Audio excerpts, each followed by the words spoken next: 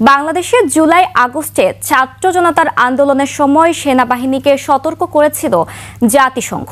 British সংবাদ মাধ্যম বিবিসির হট টক পডকাস্টে এমনটাই জানান সংস্থাটির মানবাধিকার বিষয়ক হাই কমিশনার ভলকার তুর্ক। দর্শক, এই মুহূর্তে আমি রয়েছি জাতীয় মসজিদ বাইতুল মোকাররমে এবং আপনারা যেমনটি দেখছেন আমার দুপাশেই কিন্তু আইন শৃঙ্খলা বাহিনীর কঠোর অবস্থান। আমি যেমনটি আপনাদেরকে দেখানোর চেষ্টা করছি, ঠিক আজকে কিন্তু একটি সংগঠনের র্যালি রয়েছে, সেটিকে কেন্দ্র করে আমরা কিন্তু জাতীয় মসজিদ বাইতুল মোকাররম থেকে শুরু করে আমরা পল্টন যে মোড় রয়েছে সেই মোড় পর্যন্ত আমরা যেমনটি দেখেছি যে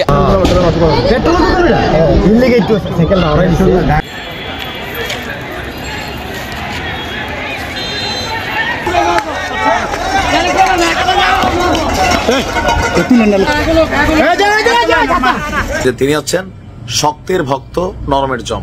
যারা একটু হুঙ্কার দেয় তাৎক্ষণিক তিনি সিদ্ধান্তহীনতায় ভোগেন। তবে আমার কাছে তেমনটা মনে হয় না, হালকা পাতলা হইতে পারে 10 to 20%, বাট আপনি ওনার বাকি কথাগুলো শুনলে উনি ভয় পাইয়া যান, বিষয়টা কিন্তু তা না। আওয়ামী লীগ সরকারের সময় তিনি যেভাবে বাংলাদেশে অবস্থান করছিলেন, সামাও তিনি সাহসী মানুষ, এটা তো বাস্তব। আসসালামু আলাইকুম প্রিয় দর্শক, নতুন একটি ভিডিওতে আপনাদের সবাইকে স্বাগতম। বর্তমান যে বাংলাদেশের পরিস্থিতি এবং প্রেক্ষাপট সৃষ্টি হয়েছে তারই আলোকে বেশ কিছু গুরুত্বপূর্ণ ভিডিও ফুটেজ নিয়ে হাজির হয়েছি। তাই বলবো দর্শক, যারা ভিডিওটি অন করেছেন না টেনে সম্পূর্ণ ভিডিওটি দেখবেন, তাহলে আজকের মূল বিষয়টি জানতে পারবেন। তো প্রিয় দর্শক, ভিডিওর শুরুতেই যে অংশবিশেষ দেখিয়ে শুরু করেছিলাম সেই ভিডিওগুলো এখন দেখতে পাবেন।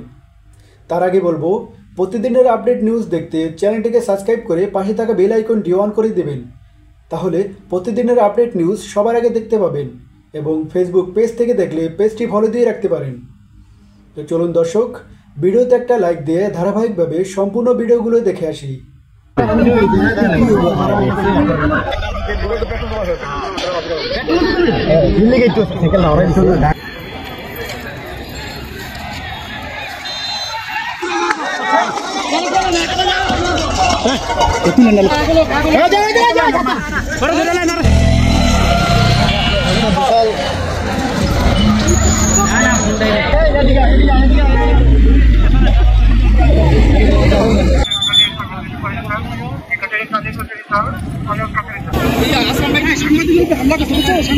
আমার এই মার্কেটের মধ্যে হামলা করছে।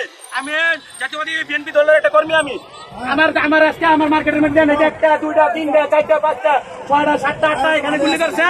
একটা আপনাদের কমান আছে, যে গুলি ছিল চালাইছে, না হলে 15-16টা হুন্ডা চালাইছে ছাত্র দল নেতা। ওই মোদির সাথে হাত করে যত ব্যবসা বাণিজ্য আছে, মোদির অবৈধ অর্থ আছে, থানা লুটের যে অর্থ আছে, ওর কাছে আজকে প্রমাণ পাওয়া গেল। আমরা এমন কোন ছাত্রতে চাই না যার কাছে অর্থ থাকবো। একটা ফ্যাক্টরি 25টা রিপিটের ভিতরে, এখানে সবার যাওয়ার অধিকার আছে। আমরা ব্যবসায় লাইসেন্স ভুক্ত আত্মভুক্ত, আমরা সবাই যেতে পারি। এখানে যাওয়ার পরে আমাদের দুই প্রতিনিধি, দুজন, আমাদের মনে বাবা একজন, আমাদের সাজ্জাদ হোসেন, যাওয়ার পরে সাগরের লোকজন গিয়ে বাধা করে তোরা এর ভিতরে ঢুকতে পারবি না। এই কথা বলার পরে কেন ঢুকতে পারবো না? আমরা তো বিজেপির ব্যবসার লাইসেন্স আত্মভুক্তির ভিত্তিতে আমরা সব কিছু যাওয়ার মতো অধিকার আমাদের আছে। তখন তারা করছে দাদা ঢুকতে পারবো, এই কথা বলে আমাদের লোক ডাক্তার ঢুকতে দিয়া ইপিজেতে বাই করে দেওয়া হয়েছে।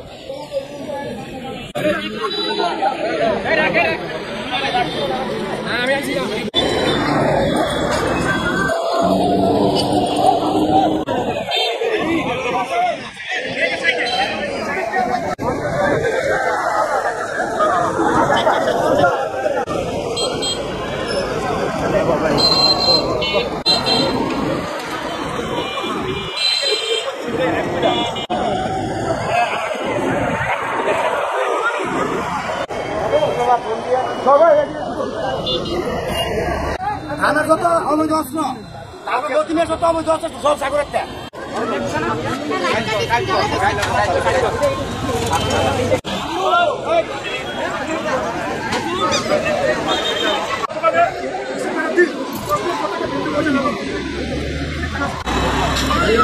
দর্শক, এই মুহূর্তে আমি রয়েছি জাতীয় মসজিদ বাইতুল মোকাররমে এবং আপনারা যেমনটি দেখছেন আমার দুপাশেই কিন্তু আইন শৃঙ্খলা বাহিনীর কঠোর অবস্থান। আমি যেমনটি আপনাদেরকে দেখানোর চেষ্টা করছি, ঠিক আজকে কিন্তু একটি সংগঠনের র্যালি রয়েছে, সেটিকে কেন্দ্র করে আমরা কিন্তু জাতীয় মসজিদ বাইতুল মোকাররম থেকে শুরু করে আমরা পল্টন যে মোড় রয়েছে সেই মোড় পর্যন্ত আমরা যেমনটি দেখেছি যে আইন শৃঙ্খলা বাহিনীর যে কঠোর অবস্থান, এবং আমরা দেখেছি সেনাবাহিনী এবং এখন যাদেরকে আমরা দেখানোর চেষ্টা করছি ঠিক এই গেটে কিন্তু বাইতুল মোকাররমের যে মসজিদ রয়েছে, মসজিদের যে গেট রয়েছে সেই গেটে কিন্তু আমরা দেখতে পাচ্ছি পুলিশের কিছু সদস্য দাঁড়িয়ে আছেন। এবং আমরা আরেকটি বিষয় আপনাদেরকে দেখানোর চেষ্টা করব, ঠিক এই পাশেই কিন্তু আমরা দেখতে পাচ্ছি যে ডিবির সদস্য রয়েছে এবং যারা বেশ কয়েকজন ডিবিকে কিন্তু এখানে ডিবির সদস্য এবং পুলিশ তাদেরকে কিন্তু একত্রে এখানে কিন্তু দাঁড় করিয়ে রাখা হয়েছে। এবং সেই সাথে কিন্তু আজকে যে নিষিদ্ধ সংগঠনের যে একটি র্যালি রয়েছে সে তারা যেন কোনো প্রকার, এর সাথে কিন্তু আমরা দেখছি যে মসজিদের ভিতরেও কিন্তু আমরা এখানে আমরা দেখতে পাচ্ছি যে এপিবিএন এর সদস্য যারা রয়েছে তারাও রয়েছে, এবং পাশাপাশি কিন্তু পুলিশের কিছু সদস্য আমরা দেখতে পাচ্ছি ভিতরে তারা রয়েছেন। এবং আমরা যেমনটি দেখেছি পল্টন মোড়ে সেনাবাহিনী, বাংলাদেশ সেনাবাহিনীর অবস্থানও কিন্তু কঠোর, সেই সাথে সাথে আমরা দেখেছি পুলিশের যে জলকামান, সেই সাথে তাদের যে একটি প্রিজন ভ্যান সেটিও কিন্তু আমরা লক্ষ্য করেছি। দর্শক, ইতিমধ্যে কিন্তু পল্টন মোড় থেকে বাইতুল মোকাররম জাতীয় যে মসজিদ রয়েছে সেই মসজিদের সব গেটেই প্রায় কিন্তু আমরা আইন শৃঙ্খলা বাহিনীর শক্ত অবস্থান দেখতে পাচ্ছি। আজকে কিন্তু শুক্রবার জুম্মার দিন, এই জুম্মার দিনে যেন সেই সংগঠনটি কোনো প্রকার তাদের যে বিশৃঙ্খলা যেন না করতে পারে এবং তাদের যে র্যালি সেটি যেন না করতে পারে, সেইটিকে কেন্দ্র করে কিন্তু আজকের এই আইন শৃঙ্খলা বাহিনীর কঠোর অবস্থানে কিন্তু তারা রয়েছে, শক্ত অবস্থান কিন্তু আমরা প্রত্যেকটি গেটে দেখতে পাচ্ছি। সেই সাথে আমি আরেকটি বিষয় আপনাদেরকে জানিয়ে রাখি, সেই সংগঠনের কিন্তু 3 জনকে গতকাল রাতে কিন্তু গ্রেফতার করা হয়েছে, এমনটি কিন্তু আমরা সংবাদ মাধ্যমে দেখেছি এবং আমরা জেনেছি। দর্শক, আমি যদি আপনাদেরকে আরেকটু দেখাতে চাই, ঠিক এখান থেকে একটু পাশে কিন্তু রয়েছে র্যাবের একটি আমরা গাড়ি দেখতে পাচ্ছি, সেটা যদি আপনাদেরকে আমি একটু দেখানোর চেষ্টা করি। ঠিক এই পাশেই কিন্তু পল্টন যে মোড় রয়েছে, পল্টন মোড়ের এই পাশে কিন্তু আমরা দেখতে পাচ্ছি র্যাব 3-এর যে সদস্য যারা রয়েছে তারাও কিন্তু এখানে কঠোর অবস্থানে রয়েছে, আমরা সরাসরি আপনাদেরকে দেখাচ্ছি। এবং সেই পাশাপাশি কিন্তু আমরা দেখতে পাচ্ছি একটি প্রিজন ভ্যান রয়েছে। দর্শক, আমরা যদি আপনাদেরকে একটু পল্টন মোড়ের দিকে দেখাতে চাই, ঠিক পুলিশের পাশাপাশি কিন্তু আমরা দেখেছি বাংলাদেশ সেনাবাহিনীর যারা সদস্য রয়েছে তারাও কিন্তু কঠোর অবস্থানে রয়েছেন। আমরা আপনাদেরকে একটু সেই পাশে নিয়ে যাওয়ার চেষ্টা করব এবং আপনাদেরকে দেখানোর চেষ্টা করব। ঠিক পল্টন মোড়ের এই পাশে কিন্তু বাংলাদেশ সেনাবাহিনীর গাড়ি আমরা লক্ষ্য করছি, যদি আপনাদেরকে একটু ক্যামেরার চোখে দেখানোর চেষ্টা করি।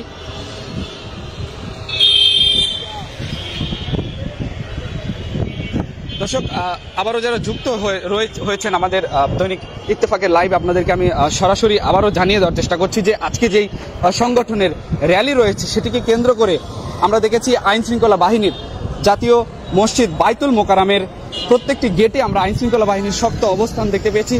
এবং সেই পাশাপাশি কিন্তু আমরা দেখেছি পুলিশের একটি জলকামান এবং সেই পাশাপাশি কিন্তু আমরা একটি প্রিজন ভ্যান দেখেছি। এবং আপনাদেরকে যদি একটু দেখানোর চেষ্টা করি, ঠিক এখানে কিন্তু র্যাবের সদস্য যারা রয়েছে তারা কিন্তু শক্ত অবস্থান করছে, আমরা সরাসরি আপনাদেরকে দেখানোর চেষ্টা করছি। এবং র্যাবের পাশাপাশি কিন্তু আমরা যেমনটি দেখছি যে এখানে রয়েছেন বাংলাদেশ সেনাবাহিনীর সদস্যরা। ঠিক পল্টন মোড়ের চিত্র এটি।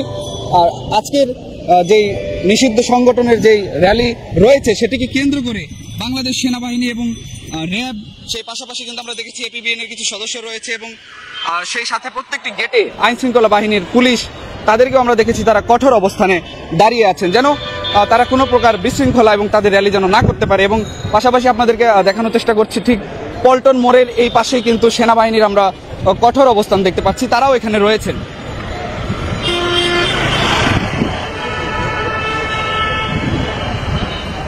দর্শক, আপনাদেরকে যদি দেখানোর চেষ্টা করি, ঠিক এই পাশেই কিন্তু আমরা দেখতে পাচ্ছি এপিবিএন এর কিছু সদস্যও রয়েছে। ঠিক পল্টন মোড়ের বাইতুল মোকাররমের শুরু থেকে বাইতুল মোকাররম। বাংলাদেশে জুলাই আগস্টে ছাত্র জনতার আন্দোলনের সময় সেনাবাহিনীকে সতর্ক করেছিল জাতিসংঘ। ব্রিটিশ সংবাদ মাধ্যম বিবিসির হট টক পডকাস্টে এমনটাই জানান সংস্থাটির মানবাধিকার বিষয়ক হাই কমিশনার ভলকার তুর্ক। বলেন, আন্দোলন দমন নিপীড়নে যুক্ত থাকলে শান্তিরক্ষা মিশনে অংশ নেওয়া বন্ধ হয়ে যেতে পারে সেনাবাহিনীর। নাইম আহমেদের ডেস্ক রিপোর্ট। জুলাই আগস্টে ছাত্র জনতার আন্দোলন দমনে তৎকালীন শেখ হাসিনা সরকার তার অনুগত আইনশৃঙ্খলা রক্ষা বাহিনী ও গোয়েন্দা সংস্থার সদস্যসহ আওয়ামী লীগের নেতাকর্মীরা গুরুতর মানবাধিকার লঙ্ঘন করে। অভ্যুত্থান দমনে আইনশৃঙ্খলাকারী বাহিনীকে নির্বিচারে গুলি করার নির্দেশ দেন শেখ হাসিনা। তবে এ আন্দোলনের শেষ দিকে মাঠে থাকলেও নিষ্ক্রিয় ভূমিকায় দেখা যায় সেনাবাহিনীকে। ব্রিটিশ সংবাদ মাধ্যম বিবিসির হার্ড টক পডকাস্টে বিশ্বজুড়ে মানবাধিকার রক্ষায় জাতিসংঘের ভূমিকা নিয়ে প্রশ্নের জবাবে মানবাধিকার বিষয়ক হাই কমিশনার তুর্ক বাংলাদেশ প্রসঙ্গ টানেন। বলেন, সে সময় সেনাবাহিনীকে সতর্ক করেছিলেন তিনি। Rights machinery seriously? Well, I can give you examples where it is taken seriously. I'll give you the example of Bangladesh last year. During July, August, there were massive demonstrations of students. They had enough of the previous government under Sheikh Hasina. There was massive repression happening. The big hope for them was actually our voice, was my voice, was also what we were able to do. And we put the spotlight on the situation. And we actually gave the warning. গণঅভ্যুত্থান সফলের পেছনে ওই সময় সেনাবাহিনীর সিদ্ধান্ত বড় ভূমিকা রাখে, যার ফলশ্রুতিতে এখন নতুন পথে যাত্রা করছে বাংলাদেশ। তুর্ক বলেন, অন্তর্বর্তী সরকারের প্রধান ডক্টর ইউনুস সহিংসতা তদন্তে দ্রুত ফ্যাক্ট ফাইন্ডিং মিশনকে আমন্ত্রণ জানান। We saw changes. When Mohammed Yunus took over as the new chief advisor of the interim administration, he asked me immediately, can you send us... বাংলাদেশের মানবাধিকার রক্ষায় অন্তর্বর্তী সরকারের পাশে থাকার আশ্বাস দেন ভলকার তুর্ক। গেল 12 ফেব্রুয়ারি প্রকাশিত জাতিসংঘের ফ্যাক্ট ফাইন্ডিং মিশনের প্রতিবেদনে গণঅভ্যুত্থানে 1400 মানুষের নিহতের পেছনে শেখ হাসিনা সহ তার সরকারের শীর্ষ ও উচ্চপদস্থ ব্যক্তিদের সংশ্লিষ্টতার তথ্য প্রমাণ উঠে এসেছে।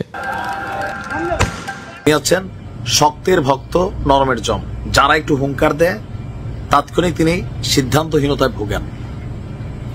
তবে আমার কাছে তেমনটা মনে হয় না, হালকা পাতলা হইতে পারে 10 to 20%, বাট আপনি ওনার বাকি কথাগুলো শুনলে উনি ভয় পাইয়া যান, বিষয়টা কিন্তু তা না।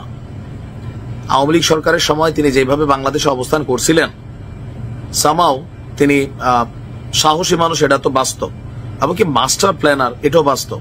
নাহলে তিনি গ্রামীণ ব্যাংকে এই লেভেলে নিয়ে আসতে পারতেন না। আচ্ছা, যাই হোক, আলোচনার বিষয়টা হচ্ছে অন্য জায়গায়। ছাত্রদের সেই ঐতিহাসিক, কামনীয়, পূজনীয়, চাহনীয় যেটা হচ্ছে জুলাই সনদ, এই জুলাই সনদ কবে দিবে? আবার যে সংস্কার শুনিয়া এত কথা হচ্ছে, সেই সংস্কার ইস্যুতেও হঠাৎ করে অনেকটা নমনীয় ভাব পোষণ শুরু করেছেন আমাদের ডক্টর ইউনুস। তবে ওনার এই মনোভাবটা বাংলাদেশের জন্য এই মুহূর্তে পজিটিভ। এখন কেউ মনে করতে পারেন, ভাই বিএনপি যা শুরু করছে এরা তো দেশে বেচা খাইয়ে দিবে, সমস্যা নাই তো, 5 বছরের আগে এদেরকে পাবলিক খেদায় নামাই দিবে, এই জাতীয় নাগরিক পার্টি তো মাঠে থাকবে। আপনার মাথায় রাখা উচিত, আওয়ামী লীগ যে সেট আপটা করছিল এই সেট আপটা কিন্তু এখন বাংলাদেশে নাই। বিএনপি ক্ষমতায় যায় যদি মনে করে যারে তারে হাং ট্যাং পুং পাং, তো পুং পাং এর পরে পাবলিক বুঝা গেছে কেমনে সরকার নামাইতে হয়।